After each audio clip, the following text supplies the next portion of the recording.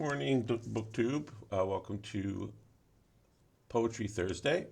Today I have a poem about Miss Marie Corelli, and she was a best-selling author of the Victorian era. In fact, she was the Queen's one of the Queen's favorite authors. Um, she's fallen a bit out of circulation, but she wrote a number of fascinating works. There's a fantasy called The Devil's Motor. There's a parody, Silver Domino, sort of a satire à clef of literary life. She wrote The Strange Visitation with Mr. Dr. Goblin. That's a kind of combination of Peer Gynt and The Christmas Carol. Just wrote Love and the Philosopher, which is a study in sentiment. Some of her more popular characters include Delicia of the Murder of Delicia, the Princess Ziska in Egypt, a sort of femme fatale character.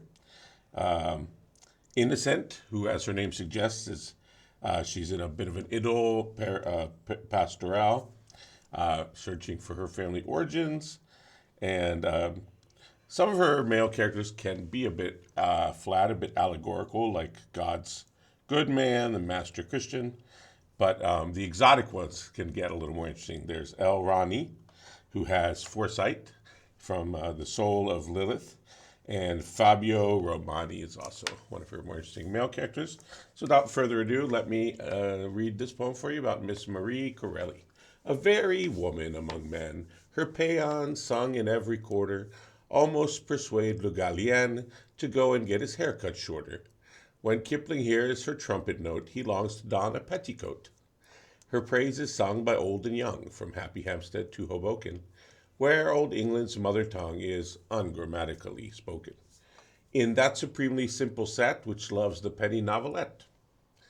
When Anglo-Saxon peoples kneel before their literary idol, it makes all rival authors feel depressed and almost suicidal. They cannot reach within a mile of her sublime suburban style. Her modest, unobtrusive ways, in sunny Stratford's guidebooks graven, her brilliance lighting with its rays the birthplace of the Swan of Avon, must cause the bard as deep a pain as his resemblance to Hall Caine. Mere ordinary mortals ask, with no desire for picking quarrels, who gave her the congenial task of judging the other people's morals, who bade her flay her fellow men with such a frankly feline pen. One may seek, and seek in vain, the social set she loves to mention, those offspring of her fertile brain, those creatures of her fond invention. She is, or so it would appear, unlucky in her friends, poor dear. But though, like her, they feel the sway of claptrap sentimental glamour, and frequently, like her, give way to lapses from our English grammar, the victims of her diatribes are not the least as she describes. To restaurants they seldom go, just for the sake of overeating, while ladies don't play bridge, entirely for the sake of cheating. And husbands can be quite nice men, and wives are faithful now and then. Were she to mingle with her ink a little milk of human kindness, she would not join, I dare to think, to chronic social colorblindness, an outlook bigoted and narrow as that of some provincial sparrow. But still, perhaps it might affect her literary circulation if she were tempted to neglect her talent for vituperation, since work of this peculiar kind delights the groundling's curious mind. For while, of course, from day to day, her popularity increases, as in an artless sort of way, she tears society to pieces. Her sense of humor, so they tell us, makes even Alfred Austin jealous. Yet even bumpkins, by and by, such is the spread of education, may view with a cold, phlegmatic eye the fruits of her imagination, and learn to temper their devotion with slight, if adequate, emotion. Dear Miss Corelli, should your eyes peruse this page, 'tis my ambition, be sure that I apologize, in any suitable position, for having weakly imitated the style that you yourself created. I cannot fancy to attain to heights of personal invective which you, with subtler pen and brain, have learned to render so effective.